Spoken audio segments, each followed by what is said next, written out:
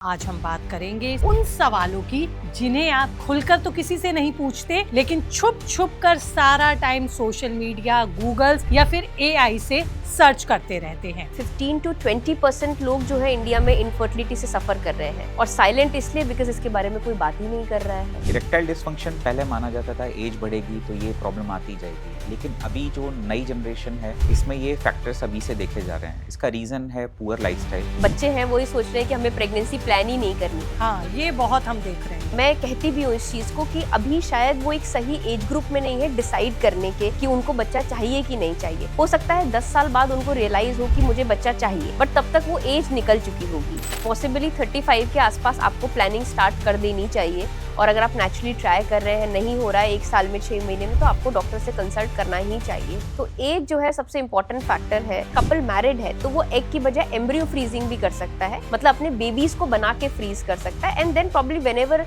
वो अपने करियर में इतना स्टेबल है प्रेगनेंसी प्लान कर सकते हैं। पेनिस के साइज के ऊपर बहुत सारे लोगों के मानना है कि अगर वो सफिशिएंट नहीं है तो सेटिस्फेक्शन रेट नहीं होगा, बट मुझे ऐसा लगता है कपल के बीच में इमोशनल बॉन्ड, लव, कनेक्शन बहुत इंपॉर्टेंट है। जिन पेशेंट्स को हार्ट का प्रॉब्लम्स हो रहा है उनको इरेक्टाइल डिसफंक्शन पहले अर्ली साइन की तरह से प्रेजेंट हुआ होता है, बट उन्होंने नेग्लेक्ट किया। दीमक किसी भी वुडन स्ट्रक्चर को वीक कर देती है, बाहर से दिखता है स्ट्रॉन्ग। ऐसी डायबिटीज है जो ह्यूमन बॉडी कोई सिम्टम्स नहीं दिखेंगे अर्ली फेजेस में, बट अंदर से वो वीक हो जाएगी। एग्स या नो एग्स, वीक स्पर्म्स और अ नो स्पर्म्स, इनके क्या सब्स्टिट्यूट्स? मैस्टरबेशन से एडिक्शन की तरफ कब चले जाते हैं ये पता नहीं चलता है, लेकिन कई बार बहुत एक्सेसिव मैस्टरबेशन करने से पार्टनर में इंटरेस्ट कम हो जाता है। सेक्स टॉयज बहुत डिमांड, क्या यूज करना चाहिए फीमेल्स को? और उसका बहुत बड़ा रीजन पॉर्न एडिक्शन है। जब हम पॉर्न्स की तरफ जब जाते हैं तो एक फॉल्स एक्सपेक्टेशन सेट होती है दोनों ही पार्टनर में। नमस्कार, स्वागत है आप सभी का आज के इस स्पेशल पॉडकास्ट में। आपके साथ मैं हूं आपकी दोस्त ज्योति विनय कपूर। तो क्या आपको पता है कि आज भारत में लाखों कपल्स शादी के कई साल बाद भी पेरेंट्स नहीं बन पा रहे? तो क्या इसका कारण उनकी किस्मत है? बिल्कुल भी नहीं। उनका लाइफस्टाइल, उनका stress, pollution, late marriage, mobile, gym, steroids, smoking, porn addiction और आपकी रोजमर्रा की आदतें, ये सब प्रूफ करेंगे आज के मेरे खास मेहमान। क्या इरेक्टाइल डायफंक्शन या फिर मेनोपॉज अब सिर्फ बढ़ती उम्र की प्रॉब्लम नहीं है? क्या पीसीओएस, लो स्पर्म काउंट और इनफर्टिलिटी आज यंग जनरेशन की सबसे बड़ा हेल्थ चैलेंज बन चुके हैं? सबसे बड़ा सवाल, क्या हर कपल को आईवीएफ की ज़रूरत पड़ने वाली है? सही समय पर सही जानकारी लेकर क्या आप अपना इलाज करा सकते हैं?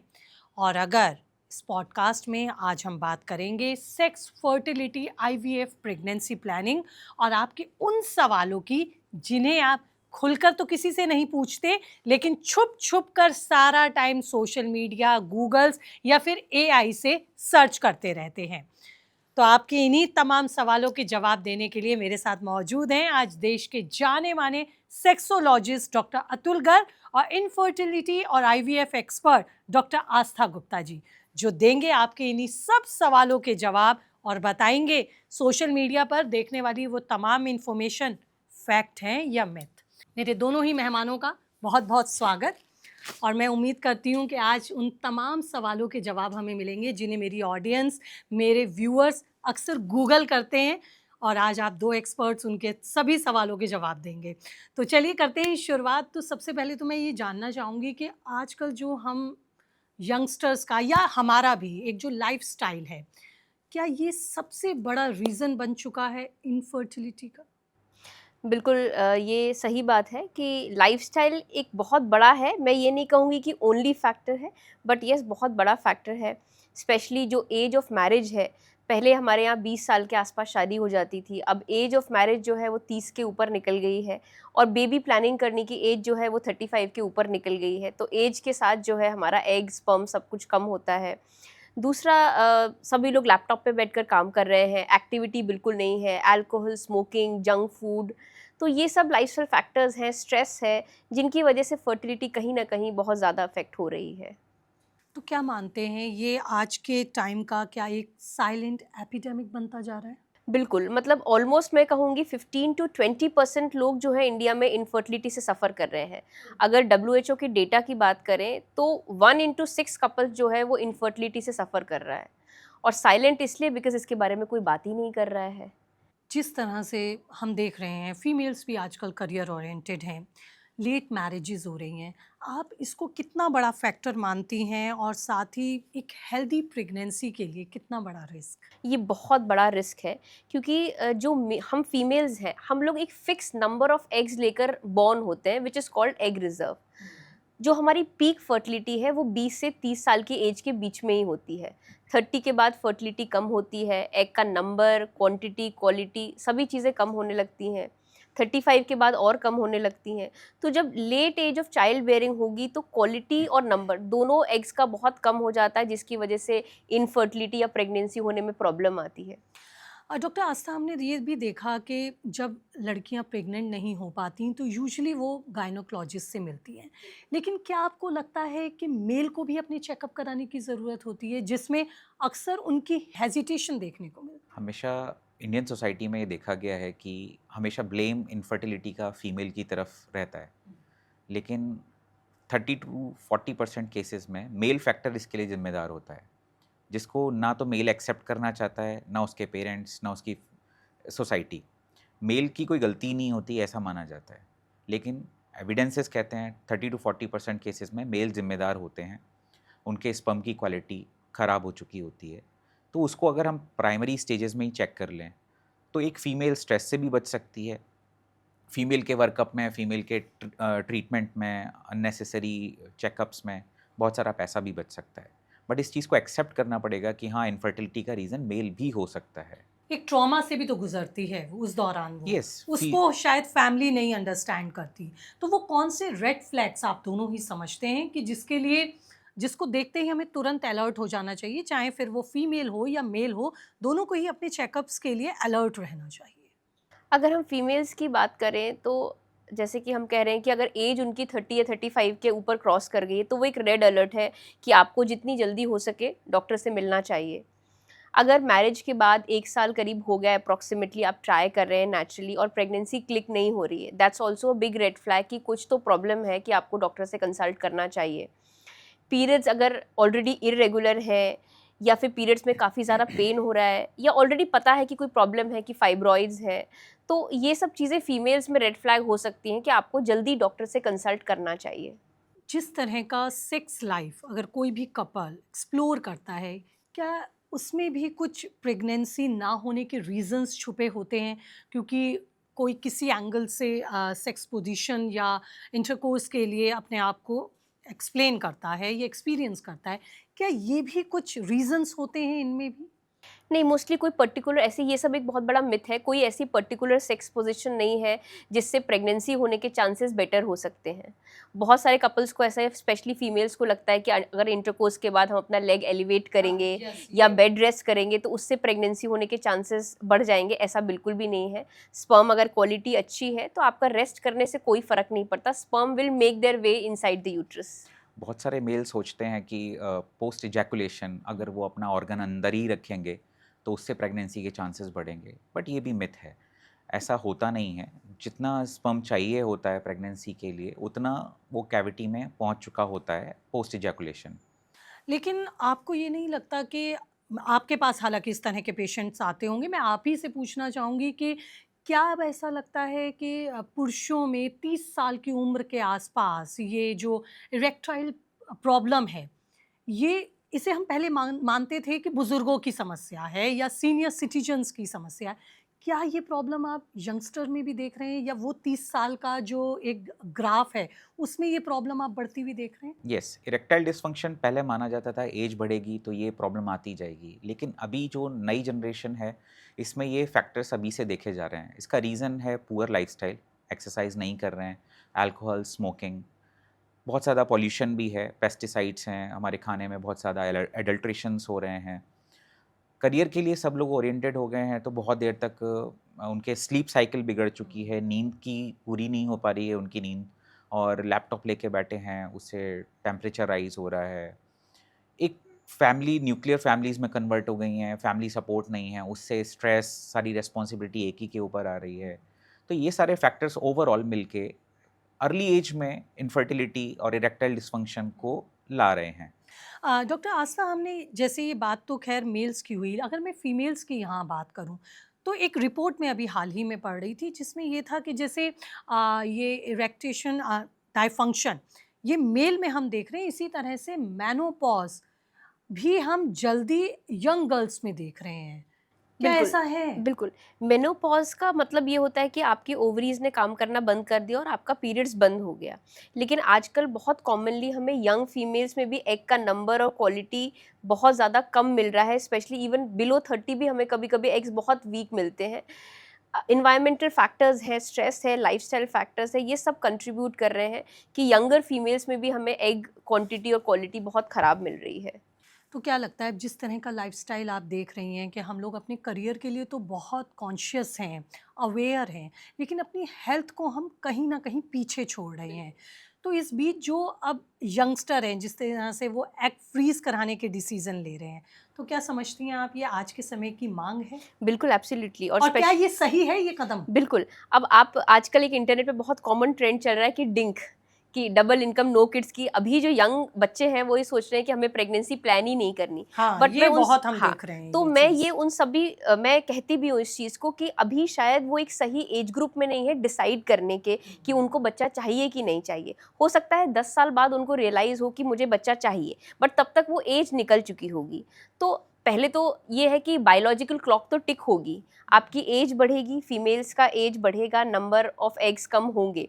तो अगर आप करियर की वजह से या एजुकेशन की वजह से पोस्टपोन करना चाहते हैं प्रेगनेंसी, तो एग फ्रीजिंग उनके लिए बहुत अच्छा ऑप्शन है कि राइट टाइम 30-32 में आप अपने एग्स फ्रीज करा के रख लें और जब आप चाहें तब प्रेगनेंसी प्लान कर लें। स्ट्रेस और एंजाइटी क्या हमारे बेडरूम तक पहुंच चुकी है? यस, स्ट्रेस और एंजाइटी दोनों ही फैक्टर्स कंट्रीब्यूट करते हैं less frequency of intercourse, less bonding between the couple. और जब एक बॉन्डिंग नहीं होगी, इंटरकोर्स नहीं होगा, बेसिक फैक्टर्स नहीं होंगे, तो डेफिनेटली वो फर्टिलिटी रेट कम होगा। लेकिन स्ट्रेस एंजाइटी से स्पर्म क्वालिटी भी अफेक्ट हो रही है। Apart from the intercourse thing, उनके क्वालिटी ऑफ स्पर्म्स खराब होती जाती है, तो उसकी वजह से फीमेल में मिसकैरेजेस, अबॉर्शंस, इनके रेट बढ़ जाते हैं, अर्ली एग रिजर्व ख़त्म हो जाता है, और मेल के स्पर्म्स की क्वालिटी ख़राब होती है, तो वो काफ़ी अटेम्प्ट्स के बाद में प्रेगनेंसी आएगी या फिर नहीं आएगी, या फिर उनको IUI तक जाना पड़ सकता है। तो यस। अभी हाल ही में हम एक रिपोर्ट ये भी पढ़ रहे थे जब रिसर्च कर रहे थे कि एक ट्रेंड अब चल गया है कि लोगों को साउंड और हेल्दी स्लीप चाहिए। तो दोनों ही जो कपल हैं वो अलग अलग रूम चूज़ कर रहे हैं और एक अपनी हेल्दी स्लीप के लिए जो एक हेल्दी मैरिड लाइफ के लिए जो एक सिस्टम ज़रूरी होता है, एक सेक्स लाइफ ज़रूरी होती है, वो कॉम्प्रोमाइज़ हो रही है। क्या कुछ इस तरह के पेशेंट आपके सामने भी आते होंगे जो ये बताते होंगे कि हाँ भाई, हम तो बहुत गैप के बाद इंटरकोर्स करते हैं या अपनी सेक्स लाइफ को एंजॉय करते हैं? बिल्कुल, उसका रीज़न वही है जैसा कि डॉक्टर अतुल ने बताया कि स्ट्रेस इतना ज़्यादा बढ़ गया। अब सब लोग ऑफ़िस से आ रहे हैं, लेट नाइट जो स्पेशली जो यूएस में आईटी वाले काम कर रहे हैं, उनकी शिफ्ट ऐसी होती है कि वो लेट नाइट तक उनका रात में 3 बजे 4 बजे तक उनका ऑफ़िस चल रहा होता है। तो फिर उसके बाद वो इतने टायर्ड हो जाते हैं कि वो सोचते हैं कि हम आराम कर लें। लेकिन उसमें मेरा ये कहना है कि अगर एक पति-पत्नी के बीच में इतना सुकून ही ना हो कि साथ में आप अगर एक बेड पे हैं, तो वो आपको सेक्स के अलावा एक सुकून देता है, और अगर वो ही मिसिंग है कि आपको अलग-अलग रूम में सोना पड़ रहा है, देन आई थिंक वो चीज़ तो सही नहीं है। और ये कहीं न कहीं इसे भी आप रेड फ्लैग मानती हैं कि आप हैप्पी मैरिड लाइफ के जो एक ज़रूरी चीज़ें होती हैं वो आप मिसिंग कर रहे हैं। बिल्कुल, एब्सोल्युटली। तो ऐसे में वो लोग जो प्लान करना चाहते हैं लेकिन स्ट्रेस और एंग्जायटी भी उनकी लाइफ में है, तो वो किस टाइम इस तरह के स्टेप्स लें या किस टाइम वो डिसीजंस लें कि भाई अब तो हमें अपनी प्रेगनेंसी के लिए चीज़ों को प्लान करना होगा, इससे पहले कि चीज़ें लेट हो जाएँ? देखिए, एज का तो अगर हम बोलें कि जितना जल्दी पॉसिबली 35 के आसपास आपको प्लानिंग स्टार्ट कर देनी चाहिए, और अगर आप नेचुरली ट्राई कर रहे हैं, नहीं हो रहा है 1 साल में 6 महीने में, तो आपको डॉक्टर से कंसल्ट करना ही चाहिए। तो एज जो है सबसे इम्पॉर्टेंट फैक्टर है जो डिसाइड करता है कि आपको कब प्रेगनेंसी प्लान करना चाहिए और कब डिले नहीं करना चाहिए। बट अगर ऐसे कुछ फैक्टर्स हैं कि आप बिल्कुल ही प्लान नहीं कर सकते हैं, अगर आपका वर्क कमिटमेंट इतना सीरियस है कि आप प्लान नहीं कर सकते, और अगर कपल मैरिड है तो वो एग की बजाय एम्ब्रियो फ्रीजिंग भी कर सकता है, मतलब अपने बेबीज़ को बना के फ्रीज कर सकता है, एंड देन प्रॉब्ली व्हेनेवर वो अपने करियर में इतना स्टेबल है प्रेगनेंसी प्लान कर सकते हैं। पेनिस साइज को लेकर कई बार बहुत ज़्यादा डिस्कशन डॉक्टर साहब रहते हैं कि आपके पार्टनर का सेटिस्फेक्शन या सेक्सुअल परफॉर्मेंस क्या वाकई में इससे इफेक्ट करती है? पेनिस के साइज़ के ऊपर बहुत सारे लोगों के मानना है कि अगर वो सफिशिएंट नहीं है तो सेटिस्फेक्शन रेट नहीं होगा। बट मुझे ऐसा लगता है कपल के बीच में इमोशनल बॉन्ड, लव, कनेक्शन बहुत इंपॉर्टेंट है rather than the penis size. Quality of sex should be better. Partner satisfaction not completely depend on the size of penis. That depends on the bonding.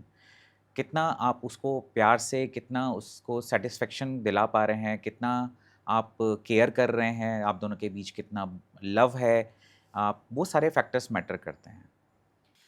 क्या main reasons, हालांकि बड़े सारे reasons का अभी हम लोगों ने जिक्र किया, चाहे वो स्ट्रेस हो, एंजाइटी हो, लाइफस्टाइल हो, वर्क बर्डन हो या फिर न्यूक्लियर फैमिलीज, ये भी एक स्ट्रेस का ही पार्ट है।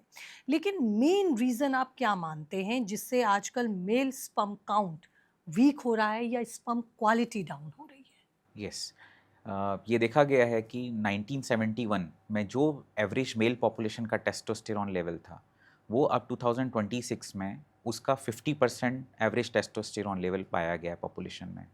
इसका रीज़न यही है कि हमारे अभी के लाइफस्टाइल में बहुत सारे चेंजेस आ गए हैं। आजकल मेल स्ट्रेस्ड हैं, एंग्शियस हैं, करियर ओरिएंटेड हैं और अल्कोहल की तरफ थोड़ा ज़्यादा झुकाव है, स्मोकिंग करते हैं या फिर कोई और तरह का सब्सटेंस अब्यूज़ है। ओबेसिटी बढ़ती जा रही है, डायबिटीज़ बढ़ रही है। तो हमारी बॉडी में जैसे फैट बढ़ गया या कोई वायरल इन्फेक्शंस हो गए, तो उन सब की वजह से इस पे बहुत ज़्यादा नेगेटिव इफ़ेक्ट आता है। जो स्टेरॉइड्स लेते हैं या सप्लीमेंट्स लेते हैं, मैं दोनों के लिए ही आपसे पूछना चाहूँगी, चाहे वो फीमेल हों चाहे मेल हों, क्या दोनों की ही हेल्थ पर इनका इम्पैक्ट पड़ता है? यस, बहुत सारे देखा होगा कि बहुत हल्क जैसी बॉडी वाले मेल होते हैं and but they are crying because they are not having kids, they are not able to satisfy the partner. अगर उन्होंने स्टीरॉइड्स लिए हैं जिम में, जो कि ट्रेनर्स अक्सर दे देते हैं, उनके पास कोई रिजीम नहीं होता, कोई लॉजिक नहीं है, बट बॉडी बिल्ड करने के लिए वो स्टीरॉइड्स लगाते हैं। बट स्टीरॉइड्स हमारी बॉडी में जाके हमारे नेचुरल हार्मोन्स को अफेक्ट करते हैं। उससे टेस्टोस्टेरोन लेवल कम हो जाता है, जो एफएसएच एलएच है उनका लेवल अफेक्ट हो जाता है। तो एज़ोस्पर्मिया यानी कि स्पर्म्स का ख़त्म हो जाना या नंबर कम हो जाना, ऐसा पाया गया है। तो उसकी वजह से या तो इरेक्टाइल डिस्फंक्शन होने लगते हैं या इनफर्टिलिटी आ जाती है। तो येस, ये सप्लीमेंट्स अवॉइड करने चाहिए। एक बहुत कॉमनली एनर्जी बूस्टर सप्लीमेंट्स लिए जाते हैं जिम में, जिससे कि वो एनर्जी फ़ील करें और ज़्यादा वर्कआउट कर सकें। अगर ऐसे सप्लीमेंट्स लेते हैं तो उनको उसकी आदत पड़ जाती है कुछ समय लेके। लेकिन जब सेक्स करना होता है, सेक्स इज़ एन एक्सरसाइज़, तो उस एक्सरसाइज से पहले उनको लो एनर्जी फील होती है। उनको ऐसा लगता है कि we are not able to perform because they are not pumped up. वो एनर्जी बूस्टिंग थिंग ली नहीं उन्होंने, तो वो उसको एक्ट को या उस एक्सरसाइज को करने के लिए उनको ऐसा लगता है दे आर नॉट प्रिपेयर्ड। उनको आदत पड़ चुकी है वो पंप अप होने की, तो वहाँ पे भी थोड़े इश्यूज आते तो जिस तरह के ये प्रोटीन सप्लीमेंट्स लिए जाते हैं, तो उनका क्या इन एक्टिविटीज़ में कोई रोल नहीं होता डॉक्टर साहब? हैं। See, protein supplements are all together different. Protein supplements में सिर्फ अगर प्रोटीन है, अच्छा क्वालिटी का है, that helps in body building, that helps in keeping body healthy. लेकिन बहुत सारे मार्केट में अच्छे रिजल्ट्स देने के कंपटीशन में बहुत सारे ब्रांड्स हैं जो एडल्ट्रेशन करते हैं। इन प्रोटीन्स के साथ स्टीरॉयड मिक्स होता है, कुछ ऐसी चीज़ें मिक्स होती हैं जिससे कि बहुत शॉर्ट टर्म में बहुत अच्छे रिजल्ट्स आते हैं, तो उनका मार्केट ग्रो करता है। इस मार्केट में एक अच्छा प्रोटीन मिले तो लेना चाहिए, अगर प्रॉपर गाइडेंस है तभी लेना चाहिए। ऐसे ही कोई भी ब्रांड उठा के कोई भी कंज्यूम करेंगे तो हो सकता है आपकी बॉडी ज़रूर बन जाए लेकिन इंटरनल सिस्टम सब खराब हो जाए। सेक्स रोज़ करना ज़रूरी है? नहीं, बिल्कुल भी नहीं।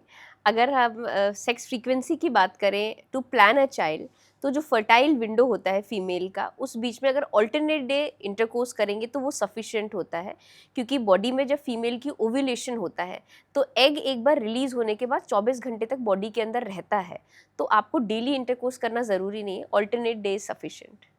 लेकिन इंटरकोर्स को आप किस तरह से, अगर मैं एक्सप्लेन करवाना चाहूँ तो कैसे आप करेंगे कि एक हेल्दी लाइफ के लिए कितने गैप में हमें इंटरकोर्स हस्बैंड वाइफ को प्लान कर लेना चाहिए?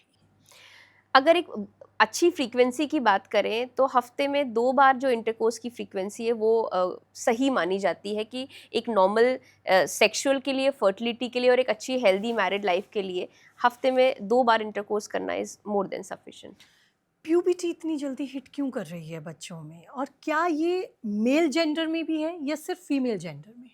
फीमेल्स में तो डेफिनेटली बच्चों में देखने के लिए मिल रहा है, बिकॉज़ टीवी की वजह से, इंटरनेट की वजह से और बच्चों की जो आपस में बातें हैं, बच्चों का एक्सपोज़र बहुत ज़्यादा है सेक्सुअल कंटेंट को लेकर, और स्पेशली हमारा जो फूड है वो इतना अडल्ट्रेटेड है, मिल्क अडल्ट्रेटेड है, तो उसमें ऑलरेडी हार्मोन्स इन्फ्यूज़्ड हैं जो बच्चों को प्रीमेच्योर हार्मोन से एक्सपोज़ कर रहे हैं, which leads to premature puberty.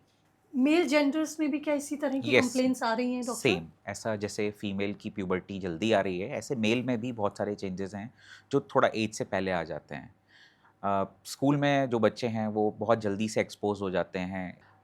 Boys जो स्कूल में होते हैं तो उनका एक्सपोजर फ्रेंड्स के साथ में या बड़े बच्चों के साथ में होता है। उनके पास में, सबके पास आजकल ऑनलाइन स्टडीज़ हो रही हैं, they are very much friendly with the gadgets, उनको इंटरनेट बहुत इजीली एक्सेसिबल है, तो उनका exposure to the adult content is there, तो वो बहुत जल्दी से इंड्यूस हो जाते हैं, हार्मोन्स बहुत हार्मोन्स जल्दी एक्टिव इंड्यूस कर हो देते जाते हैं, हैं। यस। तो स्टडीज़ रिसेंट ये कहती हैं कि 1-2 साल शिफ्ट हो चुकी है प्यूबर्टी की एज।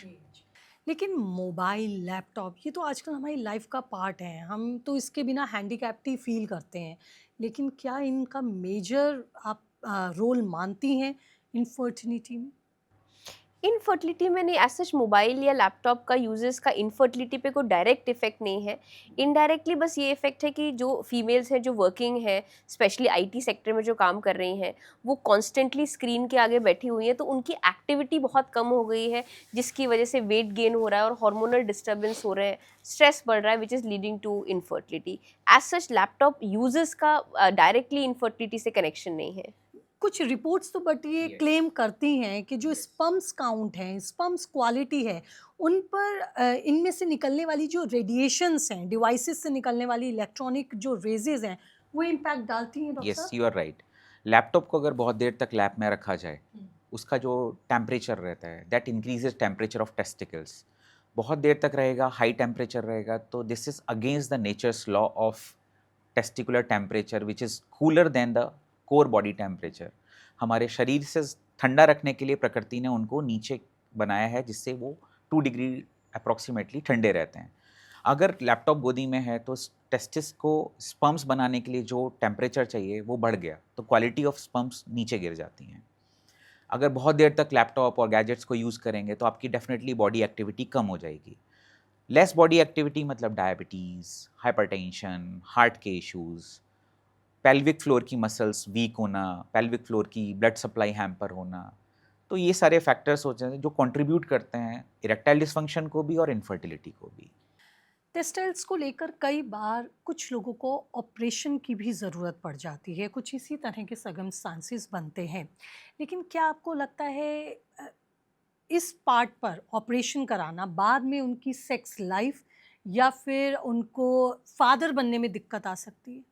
यस, अगर किसी की बचपन में सर्जरी हुई है टेस्टिस की, अनडिसेंडेड टेस्टिस जैसे बोलते हैं कि बैग में नहीं आई बॉल्स, तो वो ऊपर पोजीशन में है, उसकी सर्जरी बचपन में हुई है, या हाइड्रोसील की कोई सर्जरी है, हर्निया की सर्जरी हुई है, तो हो सकता है उस समय में जो ट्रांसपोर्ट करने की जो डक्ट है स्पर्म्स को ले जाती है वो डैमेज हो गई हो, या टेस्टिकल्स में चोट लगी हो जिसकी रिपेयर की गई हो, उसकी वजह से हो सकता है टेस्टिस डैमेज हो जाएं, तो इन केसेस में बाद में जाके इनफर्टिलिटी मिलती है। क्या हम ये माने लो फर्टिलिटी या लो स्पर्म काउंट, इसका एक best option in future IVF है? नहीं, नहीं, ऐसा बिल्कुल भी नहीं है।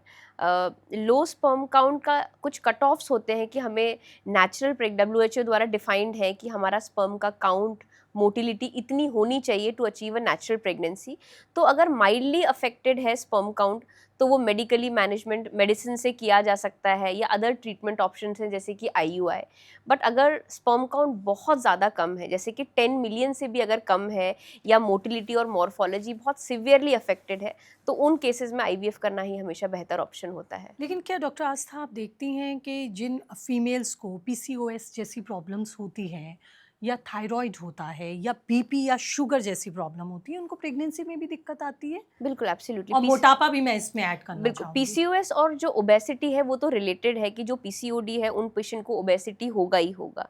तो उन पेशेंट्स को प्रेगनेंसी होने में डेफिनेटली मुश्किल होती है, क्योंकि PCOS में जो हार्मोनल डिस्टर्बेंस है उसकी वजह से एग बनने में प्रॉब्लम आती है, एग की क्वालिटी अच्छी नहीं होती, जिसकी वजह से नेचुरल प्रेगनेंसी होने में प्रॉब्लम आती है PCOS पेशेंट को। Same goes for thyroid. Hormonal disturbance जो है वो हमारे ओव्यूलेशन को अफेक्ट करता है, एग बनने में प्रॉब्लम क्रिएट करता है, which leads to infertility. Doctor, males में भी अगर इसी तरह की प्रॉब्लम्स होती हैं तो क्या उनकी भी स्पर्म क्वालिटी इससे इफेक्ट करती है? Yes. मैंने जो प्रॉब्लम्स अभी बताई मैं उसके बारे में पूछना चाहूँगी। ये देखा गया है कि जिन पेशेंट्स को हार्ट का प्रॉब्लम्स हो रहा है उनको इरेक्टाइल डिस्फंक्शन पहले अर्ली साइन की तरह से प्रेजेंट हुआ होता है, बट उन्होंने नेग्लेक्ट किया होता है। हार्ट डिसीजेस का कोरिलेशनशिप विद इरेक्टाइल डिस्फंक्शन देखा गया, क्योंकि उसमें वेसल्स अफेक्ट होती हैं। अगर हम इसको अर्ली साइन की तरह डिटेक्ट करें तो हम हार्ट डिसीजेस को रोक सकते हैं, अगर हम इसको प्रिवेंट करें तो। जैसे ओबेसिटी है, ओबेसिटी से पेरिफेरल फैट बढ़ गया, फैट कंटेंट ज़्यादा होने से हमारे बॉडी का टेस्टोस्टेरॉन फीमेल हार्मोन्स में कन्वर्ट हो जाता है फैट में जाके, तो that female hormone decreases the quality of sperms and also the erectile function. दूसरा, लाइफस्टाइल की जो बहुत सारी प्रॉब्लम्स हैं, मेटाबॉलिक डिसऑर्डर्स हैं, जैसे डायबिटीज़। डायबिटीज़ इज़ लाइक दीमक। जैसे दीमक किसी भी स्ट्रक्चर को, वुडन स्ट्रक्चर को वीक कर देती है, बाहर से दिखता है स्ट्रॉन्ग। ऐसी डायबिटीज़ है जो ह्यूमन बॉडी कोई सिम्टम्स नहीं दिखेंगे अर्ली फेजेस में, बट अंदर से वो वीक हो जाएगी। Neuropathy, vasculopathy, retinopathy. तो इस तरह से जो पेनिस की ब्लड सप्लाई है, टेस्टिस की ब्लड सप्लाई है, नर्व सप्लाई है, वो सब हैम्पर होने लगती है। तो इस वजह से इनफर्टिलिटी एंड इरेक्शन का प्रॉब्लम दोनों आते हैं। तो ये मेटाबॉलिक डिसऑर्डर्स बहुत ज़्यादा कंट्रीब्यूट करते हैं कि हेल्थ स्टेटस ख़राब होने लगता है। हमारा लाइफस्टाइल, हम लगातार इसी पर ही बात कर रहे हैं कि कहीं ना कहीं हमारी सेक्सुअल लाइफ को इफ़ेक्ट कर रहा है। प्रेगनेंसी के लिए आज के टाइम को देखते हुए, आज के तमाम चैलेंजेस को देखते हुए, डॉक्टर आस्था, आप कौन सी बेस्ट एज मानती हैं जब फीमेल्स को अगर प्रेग्नेंट होना है तो वो कॉल ले लें? 30 to 35, बिकॉज अब डेफिनेटली टाइम्स चेंज हो रहे हैं, एज ऑफ मैरिज डिले हो गई है। तो अगर हम जो डेली के रोज़ाना पेशेंट्स देखते हैं, बहुत कम कपल ऐसे होते हैं जो 25 या 30 के बीच में मैरिज में आते हैं। मोस्ट ऑफ द कपल्स ऐसे हैं जो मैरिज 30 के बाद ही प्लान करते हैं। तो बहुत ज़्यादा डिले ना करते हुए 35 से पहले प्रेगनेंसी प्लान कर लेनी चाहिए। नहीं तो फिर अपने एक्स प्लान कर लें, यही तो फ्रीजिंग फ्रीज करवा लें। यस, वो चीज़ एक अपनी जगह है, बट जब प्रेगनेंसी भी प्लान होती है, ये तो फर्टिलिटी की बात हो गई। अगर हम प्रेगनेंसी भी प्लान करते हैं तो जैसे जैसे एज बढ़ती है, प्रेगनेंसी की जो कॉम्प्लिकेशंस है, जैसे डायबिटीज़ हो जाना, BP बढ़ जाना, रिस्क ऑफ अबॉर्शन होना, और स्पेशली कंजेनाइटल एनामिलीज जो बच्चों में डिफेक्ट होता है, मेंटल रिटार्डेशन है। तो जैसे जैसे एज बढ़ते हैं तो एजिंग जो एग्स होते हैं वो जेनेटिकली एबनॉर्मल होते हैं। तो अगर 35 की एज के बाद रिस्क ऑफ डाउन सिंड्रोम या अदर जो सिंड्रोम्स हैं उनकी भी बहुत ज़्यादा रिस्क बढ़ जाती है। तो ऑलवेज एडवाइजेबल कि 35 से पहले प्रेगनेंसी प्लान कर लेनी चाहिए। क्या अगर कुछ फीमेल्स नहीं कर पा रही हैं या कोई मेल डिसहार्टेड है अभी अर्ली प्रेगनेंसी के लिए, तो क्या कुछ ऐसे टेस्ट हैं जिन्हें आप रिकमेंड करेंगी कि फीमेल्स करा लें, कि जब आप बाद में अगर वो प्रेगनेंसी प्लान करें तो उन्हें किसी तरह के चैलेंजेस एंड प्रॉब्लम्स ना हो? हाँ, तो उसके लिए जो हम फर्टिलिटी टेस्ट करने के लिए सबसे कॉमन जो टेस्ट होता है वो होता है हमारा AMH। इसे कहा जाता है एंटी मुलेरियन हार्मोन, जो हमें ये बताता है कि फीमेल्स का एग रिजर्व कितना है, मतलब उनके पास कितने एग्स हैं, कितना उनका रिप्रोडक्टिव लाइफ स्पैन है, कितना समय है उनके पास प्रेगनेंसी प्लान करने के लिए। तो वो अगर वो टाइमली रहते कर लेते हैं, अगर वो ठीक है तो हमें पता होता है कि अभी कपल ऑफ ईयर्स तो एग्स ठीक है, then probably they can delay for a couple of years. But अगर लगता है कि AMH कम है या बॉर्डर लाइन है तो हम उनको एडवाइस करते हैं कि अगर आप मैरिड हैं तो एम्ब्रियो फ्रीजिंग कर लें, ताकि आप बाद में प्रेगनेंसी प्लान कर सकें। वो लोग जो डिले प्रेगनेंसी ले रहे हैं या अब बाद में डिसीजंस लेते हैं, क्या वो लोग भी IVF से बच सकते हैं? हाँ, अगर ज़रूरी नहीं है कि हर फीमेल का एज के साथ जो है एग काउंट या क्वालिटी ख़राब भी हो। अगर उनका एग काउंट अच्छा है, उनका स्पर्म काउंट ठीक है, यूट्रस बिल्कुल हेल्दी है, ट्यूब्स ओपन हैं, तो आईवीएफ से पहले आईयूआई जैसे ऑप्शंस भी ट्राई किए जा सकते हैं। आईवीएफ की कॉल कब लें? कौन से वो सिम्पटम्स हैं जब दिखें हमें, वो कौन से संकेत हैं जब दिखें तो हम माने कि भई अब आईवीएफ के लिए आपके पास आना चाहिए? सबसे कॉमन अगर ट्यूब्स ब्लॉक्ड हैं तो आईवीएफ ही एक ऑप्शन बचता है। दूसरा, अगर एग और स्पर्म बहुत ज़्यादा वीक है कि नेचुरल या आईयूआई में प्रेगनेंसी होने की प्रोबेबिलिटी नहीं है, तो उनको आईवीएफ के बारे में ही सोचना चाहिए। और अगर बहुत ज़्यादा ट्रीटमेंट फेलियर्स हो चुके हैं, अगर वो ऑलरेडी सारे ट्रीटमेंट्स ले चुके हैं और कोई भी ट्रीटमेंट सक्सेसफुल नहीं हो रहा है, then IVF is the best option for them.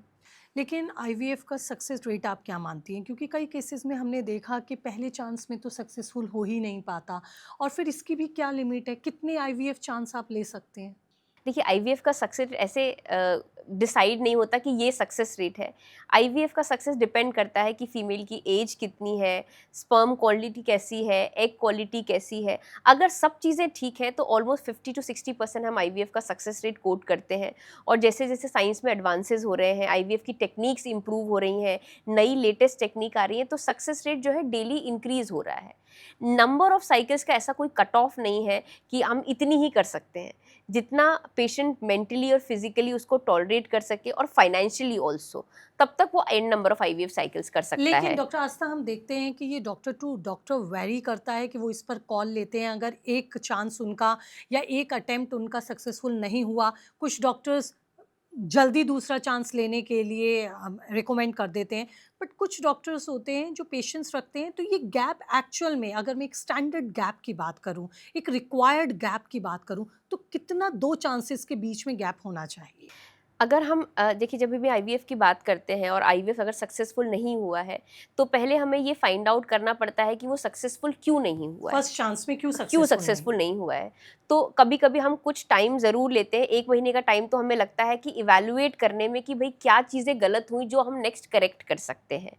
और अगर हम एग्स की बात करें कि हमने एक साइकिल में एक फीमेल का एग निकाला है, तो कम से कम 2 महीने का ब्रेक होना चाहिए, तब तक हम पेशेंट का नेक्स्ट साइकिल करें ताकि हम एग्स को बेटर क्वालिटी के एग्स और निकाल पाएँ। तो एटलीस्ट 2 साइकिल का गैप तो होना ही चाहिए।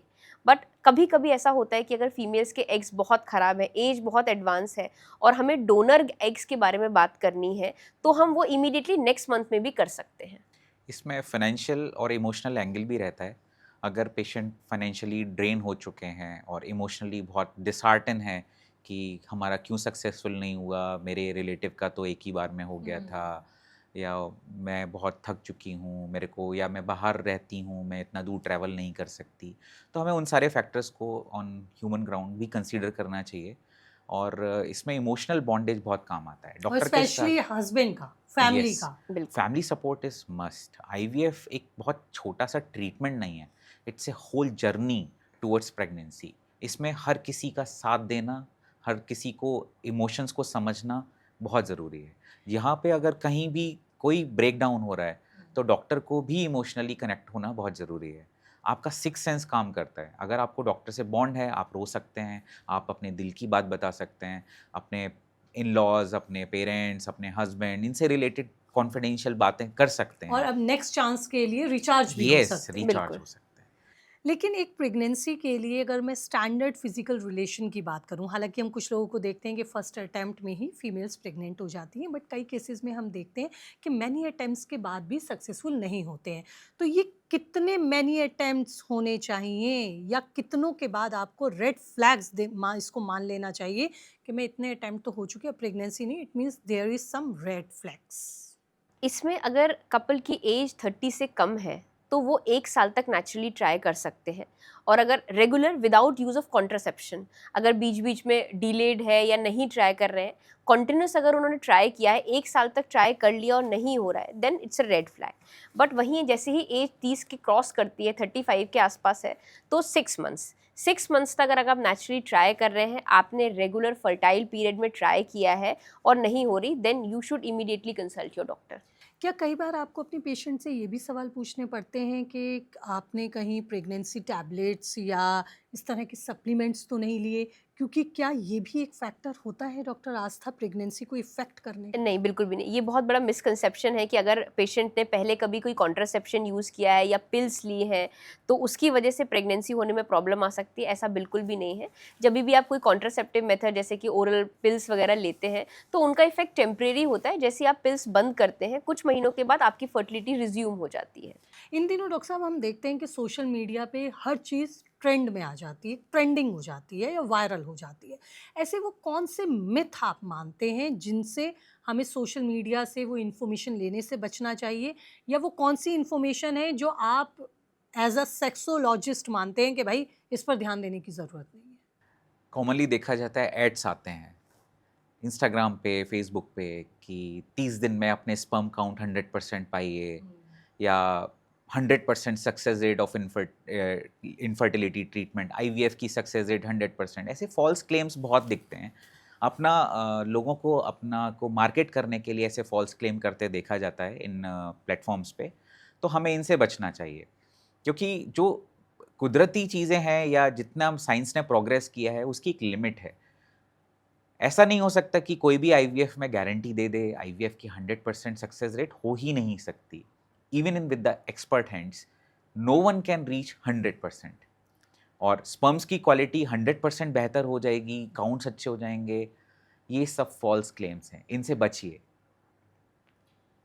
फर्टिलाइज पीरियड कौन से होते हैं?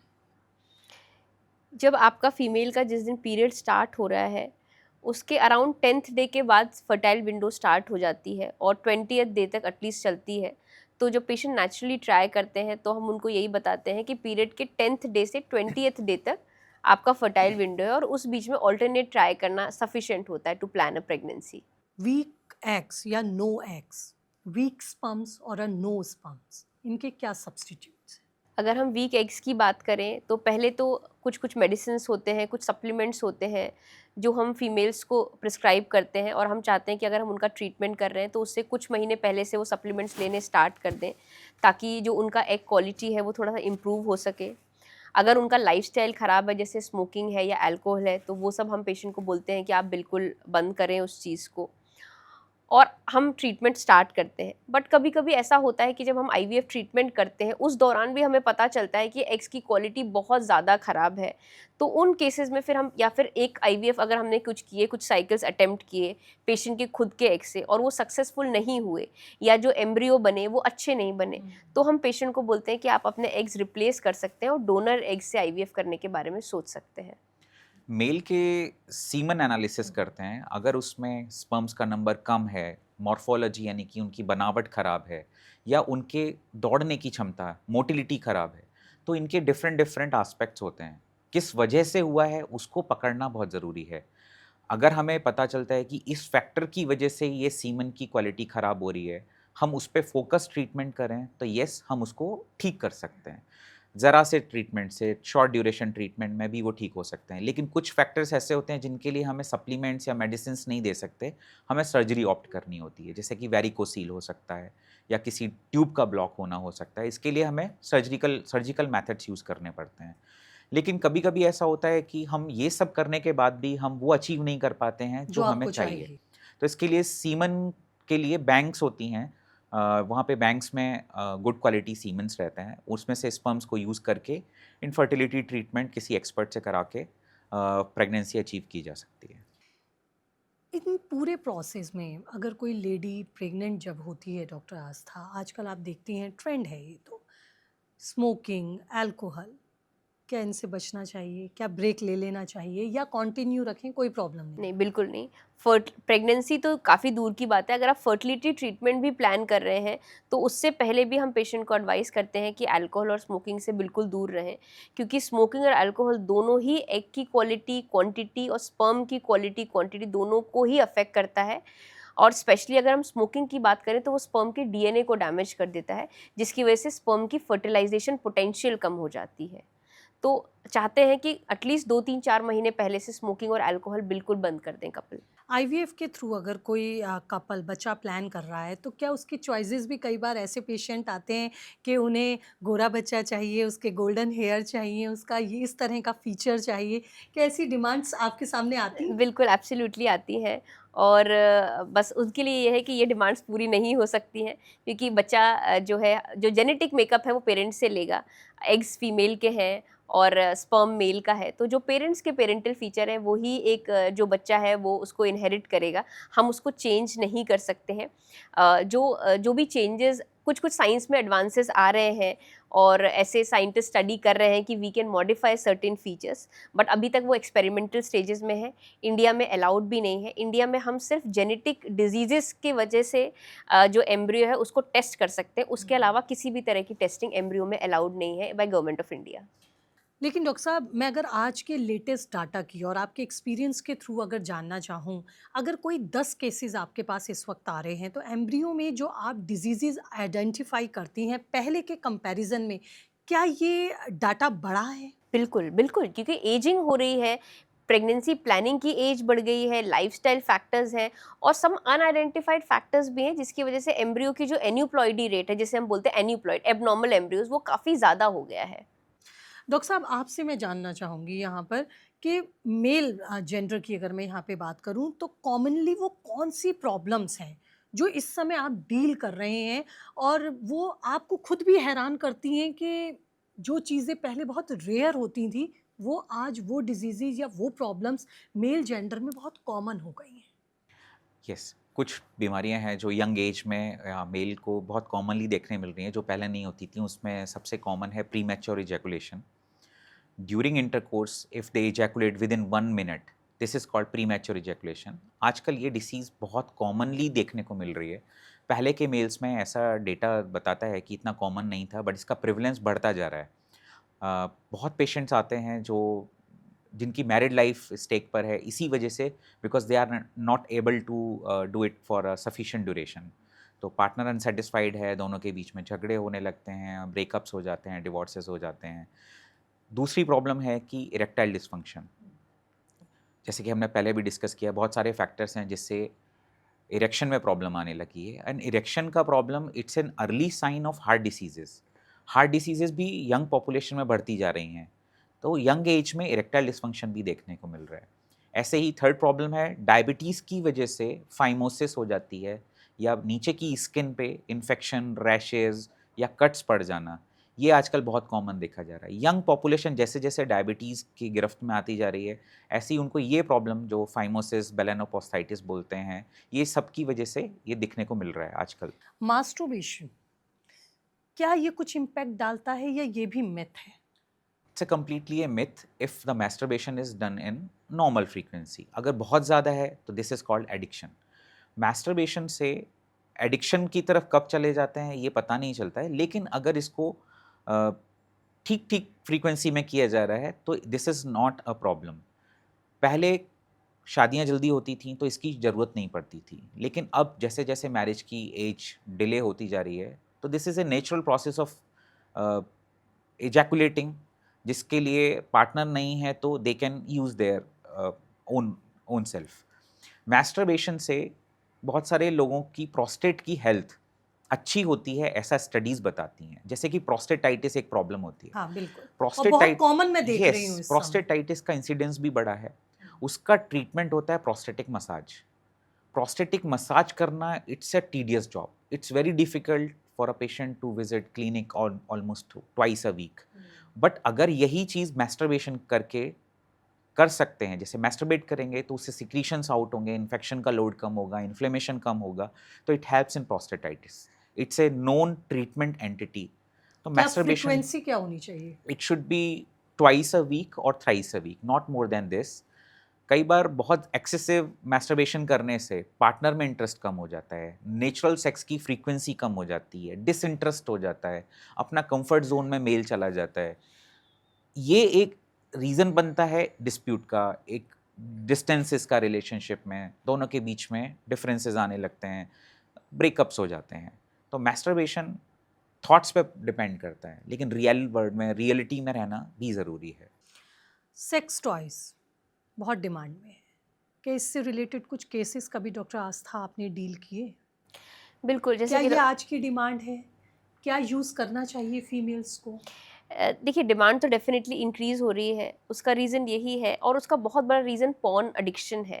जो जब हम पॉर्न्स की तरफ जब जाते हैं, तो एक फ़ॉल्स एक्सपेक्टेशन सेट होती है दोनों ही पार्टनर में। मेल को परफ़ॉर्मेंस एंग्ज़ायटी होती है कि जितना पॉर्न में ड्यूरेशन दिखाया जा रहा है, मुझे उतना परफ़ॉर्म करना है और वो नहीं कर पा रहे हैं, तो कहीं न कहीं एक गिल्ट आता है कि मैं अपने पार्टनर को सैटिस्फ़ाई नहीं कर पा रहा हूँ। और फीमेल के अंदर भी एक फ़ॉल्स एक्सपेक्टेशन होती है कि मेरे मेल पार्टनर को इतना ड्यूरेशन करना ही चाहिए इतनी टू देर सेट तक परफ़ॉर्म एक करना ही परफॉर्म करना चाहिए ही था। चाहिए which is unrealistic. Porn is completely unrealistic जो नेचुरल चीज़ों से बहुत अलग होता है। तो अब जब पॉर्न से ये एक फॉल्स एक्सपेक्टेशन सेट हुई हैं, तो फीमेल्स को लगता है कि अगर हमें खुद को सैटिस्फाई करना है तो हमें सेक्स टॉयज़ का यूज़ करना चाहिए। तो that's why demand is increasing. But sex toy use करने से कोई हेल्थ पे कोई इफ़ेक्ट नहीं आता, कोई फर्टिलिटी पे कोई इफ़ेक्ट नहीं आता है। वो फीमेल प्लेजर के लिए अगर यूज़ करना चाहें तो बिल्कुल यूज़ कर सकते हैं। बट जैसा कि डॉक्टर साहब ने बताया कि जब सेक्स टॉयज़ यूज़ करते हैं तो एक पार्टनर के साथ जो बॉन्डिंग है जो वो कम हो जाती है। अगर फीमेल ऑलरेडी सैटिस्फाइड है तो नेचुरल डिज़ायर्स नहीं होंगी और कपल की जो बॉन्डिंग है वो अफेक्ट होगी। तो कहीं न कहीं ये जो पॉर्न एडिक्शन लोगों को होता है, इसके लिए आप क्या एडवाइस करना चाहेंगी? क्योंकि लोग इसको भी प्लेज़र के लिए ही देखते हैं। बिल्कुल। तो मुझे नहीं लगता कि पॉर्न देखना एक सही चीज़ है। अगर लिमिट में है वो चीज़, अगर इंसान अपने प्लेज़र के लिए कर रहा है then it is okay. But जहाँ वो चीज़ें एडिक्शन की तरफ बढ़ती हैं और आपके पर्सनल रिलेशनशिप को अफ़ेक्ट कर रहा है और जो कपल्स हैं वो डिसाइड नहीं कर पाते कि वो कब एक नॉर्मल पॉर्न वॉचिंग से एडिक्शन की तरफ शिफ्ट हो जाता है। इसमें रियलिस्टिक पिक जो पार्टनर है वो पार्टनर जैसा दिखता है, आपने उसको डिफरेंट फेजेस में देखा है। मॉर्निंग में उठे तो बाल नहीं बने हुए हैं या बॉडी ओडर है, लेकिन पॉर्न में देख के उनको एक आइडियल इमेज क्रिएट कर लेते हैं। वो सब आर्टिफिशियल दुनिया है, स्टूडियोज में क्रिएट किए यानी गए कि हैं। ऑडियंस को ये समझना होगा डॉक्टर यस, साहब कि वो सारा फ़िक्शन वर्ल्ड है, यस, फ़िल्मी वर्ल्ड है, इसका रियलिटी से कोई लेना-देना नहीं है। तो एट लीस्ट आप अपने आप को उस इमेजिनेशन से बाहर लाइए क्योंकि रियल वर्ल्ड अलग है। बिल्कुल। यस। तो रियल पार्टनर में उनको वो कंफर्ट नहीं फील होता है जितना वो पॉर्न देख के अपने आप से फील कर इमेजिन कर पाते हैं लेते हैं। इमेजिनेशन में। तो जितना वो कम देखेंगे they will start loving there partner. कोई एक ऐसी एडवाइस जो मैं आप दोनों से ही आज के टाइम को देखते हुए लेना चाहूँगी। आप फीमेल्स के लिए डॉक्टर आस्था क्या कहना चाहेंगी और डॉक्टर अतुल आप क्या कहना चाहेंगे मेल जेंडर के लिए? मैं ये कहना चाहूँगी कि आई डूली अंडरस्टैंड कि प्रोफेशन और एजुकेशन की वजह से प्रेगनेंसी प्लानिंग डिले हो रही है, बट स्टिल कोशिश करें कि 35 से पहले प्रेगनेंसी प्लान कर लें अगर आप मैरिड हैं। और अगर नहीं प्लान कर पा रहे हैं तो एटलीस्ट एग फ्रीजिंग या एम्ब्रियो फ्रीजिंग के बारे में सीरियसली सोचें, क्योंकि यही आपका फ्यूचर फर्टिलिटी प्रिजर्व कर सकता है। और लाइफस्टाइल के बारे में ज़रूर सोचें कि अल्कोहल, स्मोकिंग इन सबको जितना अवॉइड कर सकें उतना अच्छा है। एट लीस्ट तब तक जब तक बच्चे पैदा नहीं किए। नहीं, अगर हम बच्चे पैदा होने के बाद भी अगर आप एडिक्शन में हैं, अल्कोहल एंड स्मोकिंग है, तो आप अपने बच्चों की हेल्थ को भी अफेक्ट कर रहे हैं। Kids are exposed to passive smoking और वो अगर अपने आसपास देखेंगे कि पेरेंट्स के लिए स्मोकिंग और अल्कोहल बहुत एक नॉर्मल चीज़ है, तो वो उसको भी नॉर्मल लेंगे जो बच्चों को भी फ्यूचर में अफेक्ट कर सकता है। डेफिनेटली डॉक्टर अतुल आप क्या कहना चाहिए? मेरी मेल जितनी पॉपुलेशन है उनको एडवाइस है कि जितना आपका यंग एज में फिटनेस पे ध्यान रहेगा, जितना आप अच्छे से अपनी यंग एज निकालेंगे, आपकी मैरिड लाइफ और उसके बाद भी आपकी ओल्ड एज सब कुछ सेटल रहेगी। It's like a investment. आपने अच्छी लाइफ अभी जी रहे हैं, फिट हैं, हेल्दी हैं, आप एडिक्शंस में नहीं हैं, तो आपकी प्रेगनेंसी वाली पार्ट भी तो सॉल्व हो रहा है, आपका हेल्थ अच्छी रह रही है। लेकिन ओल्ड एज में आपको ये हार्ट डिसीजेस, डायबिटीज़ ये सब भी नहीं होगा। तो इसको ध्यान रखते हुए सारे मेल को फोकस करना चाहिए कि हम एक एक्सरसाइज करेंगे, हम हेल्दी डाइट लेंगे, हम इमोशनल होके फीमेल की केयर भी करेंगे। अगर फीमेल प्रेग्नेंट नहीं हो रही है तो हम सारा ब्लेम उस पे नहीं डालेंगे। बिल्कुल, ये बहुत ज़रूरी है। हम इमोशनली सपोर्ट करते हुए अपना चेकअप भी कराएंगे और अगर उसमें कुछ कमी है तो without taking it on the male ego हम उसको ठीक करने के लिए डॉक्टर से भी मिलेंगे। एक सवाल मैं आपसे लेना भूल गई, चलते-चलते वो सवाल ज़रूर लूँगी, हालाँकि आपने उसका ज़िक्र भी किया था। प्रोस्टेट की जो प्रॉब्लम है, इन दिनों हम देख रहे हैं बहुत बड़ी है। हर सेकंड मेल को मैं कह सकती हूँ, स्पेशली इन सीनियर सिटीज़न्स में ये प्रॉब्लम हम सुनने में आ जाती है। तो क्या इसका भी डाटा बढ़ा है? इसके पीछे आप क्या रीज़न मानते हैं और क्या ये क्यूरेबल है? यस, प्रोस्टेट जैसे जैसे हमारे यहाँ जीरियाट्रिक पॉपुलेशन यानी कि एल्डरली पॉपुलेशन बढ़ती जा रही है, वैसे वैसे प्रोस्टेट का इंसिडेंस बढ़ता जा रहा है। जो प्रॉब्लम 50 की एज पे जस्ट 40% लोगों में होती है, वो 70 की एज पे आते आते 70% को हो जाती है।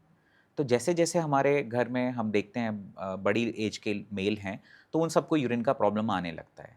लेकिन अर्ली एज में भी ये प्रॉब्लम्स देखने मिली हैं because of obesity and smoking. Obesity and smoking ये दो इम्पॉर्टेंट फैक्टर हैं जो देखे गए हैं स्टडीज़ में कि इनकी वजह से अर्ली स्टेज में प्रॉब्लम आने लगी है, कैंसर के इंसिडेंसेस भी बढ़े हैं और सर्जरी के चांसेस बढ़ जाते हैं। अगर प्रोस्टेट की प्रॉब्लम को अर्ली स्टेज में एड्रेस कर लिया जाए तो हम सर्जरी से बच सकते हैं। ज़रूरी नहीं कि हमें वो आगे जाके फ्यूचर में उसके लिए सर्जरी करानी पड़े। छोटे छोटे मेजर्स हैं, लाइफस्टाइल को मॉडिफाई करना है, वाटर मैनेजमेंट करना है, डॉक्टर से पूछना है कि इसको कैसे चेक करना है। 50s के बाद में एक स्क्रीनिंग टेस्ट करते हैं, PSA, एक छोटा सा ब्लड टेस्ट है, बहुत कॉस्टली भी नहीं होता है। इस स्क्रीनिंग टेस्ट से ये पता चल सकता है कि प्रोस्टेट में कैंसर तो नहीं हो रहा है। अगर किसी के घर में पिताजी, बाबा, चाचा, ताऊ किसी को भी प्रोस्टेट कैंसर की हिस्ट्री है, तो ये टेस्ट थोड़ा सा जल्दी करना पड़ता है। एट द एज ऑफ 45 हमें इस टेस्ट को करके और रेगुलर इंटरवल पे करा के हम इससे प्रिवेंट हो सकते हैं कि हमें कैंसर तो नहीं हो रहा है। तो प्रोस्टेट हेल्थ इम्पॉर्टेंट है। This also signifies your lifestyle. क्या सर्जरी के बाद सही होने के चांसेस भी होते हैं या वो 50-50 रहते हैं? यस, प्रोस्टेट की सर्जरी के बहुत सारे एडवांसमेंट हो चुके हैं। पुराने ज़माने में जो कॉम्प्लिकेशंस होती थी वो आज के ज़माने में नहीं दिखने मिलती हैं। जैसे कि आज के ज़माने में लेज़र सर्जरीज़ करते हैं, यूरोलिफ्ट प्रोसीजर है, रीज़म है, बहुत सारे मेथड्स हैं जो पेशेंट प्रोफाइल के साथ में ऑप्टिमाइज़ करे जाते हैं कि हाँ, इन पेशेंट को ये बेस्ट रहेगा। सर्जरी के कॉम्प्लिकेशंस को बहुत कम कर दिया गया है। Success rate is very much high and patient satisfaction rate is almost 100%। लेकिन क्या ये सर्जरी के लिए भी डॉक्टर अतुल आप कुछ एज फैक्टर देखते हैं कि अगर आपने इतनी एज में करा लिया या आपकी डिजीज़ अगर यहाँ तक बढ़ी तभी आपकी सर्जरी सक्सेसफुल हो पाएगी, अगर आप अबव 60 या अबव 70 हैं तो फिर आफ्टर सर्जरी जो सही होने की उम्मीद होती है वो कम हो जाती है, ऐसा भी कुछ रहता है? यस, जैसे कि एज बढ़ रही है, आपने डिसीज़ को बहुत लंबा टाइम तक खींचा है, तो प्रोस्टेट के साथ में आप बहुत दिनों से परेशान हैं, बहुत सालों से, तो उसके साथ में ब्लैडर की टोन, इन्फेक्शन, यूरिन का सिस्टम, नर्वस सिस्टम सब एडजस्ट करते करते ख़राब होने लगता है। तो जितना बीमारी को लंबा खींचा जाए उतना रिजल्ट्स कम अच्छे मिलते हैं। लेकिन एज सच एज से कोई अफेक्ट नहीं पड़ता है, क्योंकि एज के साथ में अगर आप फिट हैं आपका आप इंटरनल सिस्टम क्या बोल इंटरनल रहा है? सिस्टम क्या कहता है, यानी कि आपका हार्ट फिट है, आपके लंग्स फिट हैं, तो प्रोस्टेट सर्जरी के रिजल्ट्स यंग एज हो या ओल्ड एज सेम है। लेकिन एज के साथ इश्यूज तो आते हैं। अगर हार्ट वीक है तो रिस्क ऑफ सर्जरी बढ़ जाएगा, लंग्स वीक हैं तो आपका रिस्क ऑफ सर्जरी बढ़ जाएगा, डायबिटीज़ है तो इन्फेक्शन का रेट बढ़ सकता है। तो राइट टाइम पे अगर ट्रीटमेंट कर लिया जाए तो उसके रिजल्ट्स बेहतर मिलते हैं। क्या आपको लगा कि अब वो कौन से ऐसे सिम्टम्स मेल को आने लगे तो वो समझ जाएं कि ये बढ़ते बढ़ते प्रोस्टेट की प्रॉब्लम बन सकती है? कौन से वो सिम्टम्स होंगे? अगर किसी पुरुष को रात में 2 या 2 से ज़्यादा बार उठना पड़ रहा है और अक्सर उठना पड़ रहा है, यूरिन का फ्लो कम हो गया है, पहले दूर तक जाता था अब पास में जाता है, करने के बाद ऐसा लगता है अभी पूरा नहीं हुआ है, कुछ और आएगा, या यूरिन करने के बाद बहुत देर तक थोड़ी थोड़ी बूंदें टपकती रहती हैं, यूरिन करने के लिए अर्जेंट भागना पड़ता है, कपड़ों में भी लीक हो सकता है, बार बार इन्फेक्शंस हो रहे हैं, या किडनी फंक्शन अफेक्ट हो रहा है, यूरिन में ब्लड आ रहा है, ये सारे साइंस हैं, ये अलार्मिंग सिम्टम्स हैं। सिम्टम्स हैं जिनको देख के हम पता लगा सकते हैं कि ये प्रोस्टेट रिलेटेड इशू हो सकता है। हो सकता है इन फ्यूचर। यस। डॉक्टर आस्था, आप कुछ यूरिन से रिलेटेड प्रॉब्लम्स क्या इस समय मानती हैं कि फीमेल्स में भी बढ़ती जा रही है?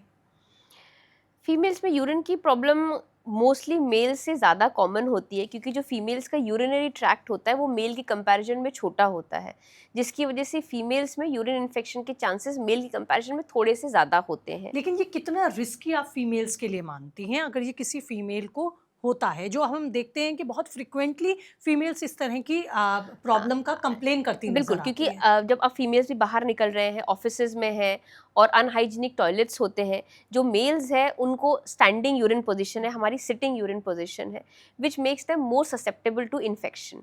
तो अगर लेकिन बार-बार अगर 1 बार 2 बार यूरिन इन्फेक्शन हुआ है, तो आप ट्रीटमेंट ले सकते हैं। बट अगर रिपीटेड यूरिन इन्फेक्शंस हो रहे हैं, तो वो आपके किडनी को भी अफ़ेक्ट कर सकते हैं। तो और किसी भी यूरिन इन्फेक्शन को आपको लाइटली ले लेना चाहिए और डॉक्टर से कंसल्ट करना चाहिए। लेकिन वो कौन से प्रिकॉशंस हैं जो हमें यूजुअली अब फॉलो करने चाहिए या लेने चाहिए, जिससे एटलीस्ट यूरिन इन्फेक्शन जैसी ये फ्रिक्वेंट प्रॉब्लम तो हमें ना हो? सबसे पहले तो ये है कि पानी का इंटेक बहुत अच्छा होना चाहिए, कि यूरिन इंटेक अच्छा रहना चाहिए। जितना हो सके पब्लिक टॉयलेट्स को अवॉइड करें, जहाँ पे भी गंदे टॉयलेट्स हैं उनको यूज़ ना करें, है ना? Even vaginal infections also increases the risk of urine infection, तो अपनी वजाइनल हाइजीन को, पेरिनियल हाइजीन को मेंटेन करें। तो ये चीज़ें हैं जो फीमेल ध्यान रख सकती हैं। अक्सर हम देखते हैं डॉक्टर आस्था पैंटी वियर करने को लेकर कुछ लोगों में मिथ्स हैं। कुछ लोग कहते हैं कि भाई वियर करना चाहिए रात को, कुछ लोग कहते हैं नहीं करना चाहिए। क्या ये भी कुछ कॉज बनते हैं फीमेल हेल्थ को लेकर? नहीं, पैंटी जो रात में वियर करना है वो मेल्स के लिए ज़्यादा इम्पोर्टेंट होता है, क्योंकि अगर मेल्स बहुत टाइट अंडरगारमेंट्स पहनते हैं तो उससे टेस्टिस का टेम्परेचर इंक्रीज़ होता है और स्टडीज़ ये बोलती हैं कि स्पर्म काउंट या क्वालिटी अफेक्ट हो सकती है। फीमेल्स में यूजुअली ऐसा कुछ नहीं है कि पैंटी उनको पहनना है कि नहीं पहनना, ऑलवेज़ एडवाइजेबल है कि पहनना चाहिए। बट इम्पॉर्टेंट बात ये है कि रेगुलर आपको कॉटन के अंडरगारमेंट्स ही पहनने चाहिए। जो नायलॉन है या सिंथेटिक है उनको कम प्रेफर करना चाहिए और फ्रीक्वेंटली चेंज करना चाहिए। प्रेफरेबल है कि आप दिन में 2 बार एटलीस्ट अपने अंडरगारमेंट्स को चेंज करें, क्योंकि नॉर्मल वजाइनल सिक्रीशंस होते हैं जिसकी वजह से मॉइस्चनेस हो जाती है और आपके रिस्क ऑफ इन्फेक्शन बढ़ जाता है। हमारे इंडिया में जैसे बट फीमेल को एक स्पेशल ट्रेनिंग दी जाती है कि बेटा जब स्कूल जा रहे हो तो स्कूल में यूरिन नहीं पास करना है, गंदा है, इन्फेक्शन हो सकता है, घर आके ही करना। तो वहाँ से ट्रेनिंग स्टार्ट होती है एक फ़ीमेल की, वो उनको यूरिन रोकने की आदत पड़ जाती है। स्कूल गए, वहाँ पे नहीं किया, शर्म की वजह से कि लड़के हैं साथ में या अनहाइजीनिक है या कुछ और फैक्टर हो सकते हैं, वो यूरिन पास करते ही नहीं हैं। ये हैबिट लाइफ लॉन्ग कर चलती है। ऑफ़िसेज़ में जाते हैं, वहाँ पे ऑफ़िसेज़ में उनको शाई फ़ील कर सकते हैं या उनको लगता है कि मैं घर या जाके फिर कर हाइजीन कम्फ इश्यूज यस, भी हाइजीन रहते हैं कि इश्यूज़। नहीं जाना हमें बाहर। तो वो ब्लैडर को एक हाई कैपेसिटी बैग की तरह से बना लेते हैं। जब यूरिन ज़्यादा देर रोकते हैं तो इन्फेक्शन के चांसेस बढ़ते हैं, ये स्टडीज़ कहती हैं। यूरिन ज़्यादा रोका, ये ज़्यादा इन्फेक्शन हुआ, बहुत देर तक आपने उसको डैम्प, मॉइस्ट रखा, अंडरगारमेंट्स चेंज नहीं किए, तो इससे इन्फेक्शन का रेट बढ़ जाता है। जैसे-जैसे सेक्सुअली ट्रांसमिटेड इन्फेक्शंस के रेट बढ़ते हैं, मल्टीपल पार्टनर्स या पुअर वेजाइनल हाइजीन, तो भी यूटीआई के चांसेस बढ़ जाते हैं। Thank you so much doctor Aastha and doctor Atul for this fruitful and healthy discussion. और मैं ऑडियंस से भी ये उम्मीद करती हूँ कि आज इन जवाब में आपको अपने सवालों के जवाब भी मिले होंगे। और अगर आपकी फैमिली में, फ्रेंड्स में भी किसी के इसी तरह के सवाल हैं जो जवाब ढूंढ रहे हैं, तो कीजिए इस पॉडकास्ट को फॉरवर्ड और शेयर उनके साथ। और इसी तरह के कुछ और ख़ास मेहमानों के साथ जल्द होंगी आपसे रूबरू। तब तक रखिए अपना ख्याल। नमस्कार।